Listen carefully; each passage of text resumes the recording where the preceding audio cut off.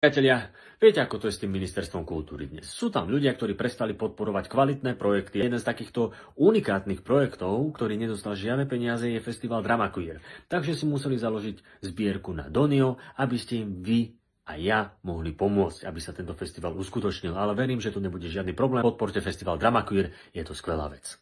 Nejde len o festival, ale o hodnoty, ktoré predstavujú slobodu, diverzitu a rovnosť. Podporte umenie, ktoré vytvára dialog a mení svet. Ďakujeme. Pán Ježiš sa stretá so svojou matkou. Vypla si sporák, mamka, o chvíľu budem slávny. Pán Ježiš napomína plačúce ženy. Nerevte pre Boha, tu sme pri sviatosti ukrižovania. Pánu Ježišovi zvliekajú šaty. Slávnosť nie je vhodná pre deti a mládež do 18 rokov. Homosexualisti. Pevné zatínanie zmluv. Nevieš, čo ťa čaká.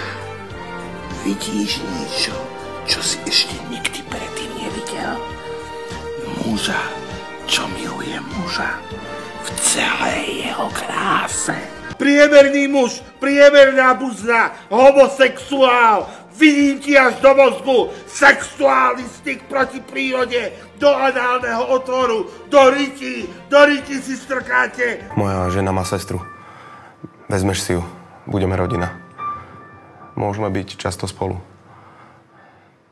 Si skvelý chalan, ja nechcem od teba prísť. Tá homosexualita bola tabu, na verejnosti sa o tom nerozprávalo a ak sa o tom rozprávalo v médiách, len tak v súvislosti s nejakou trestnou činnosťou, či už to bola ako sexuálna deviácia, spojení s prostitúciou. Demonštrovať aj svoju akože nejakú maskulinitu alebo niečo, ale ja neviem, mne to príde skôr také akože komické, že nejako sa ma to nedotýka bytostne a vlastne sa na tom skôr bavím. A paradoxne mám vlastne najlepších priateľov, mám heterosexuálov, nie homosexuálov, čiže vlastne to mi príde veľmi vtipné, keď so svojím kamarátom, proste otcom 2 detí sa o 3 ráno objímame a on ma hladká a rozpráva mi svoje proste životné problémy a je to strašne vlastne dojemné.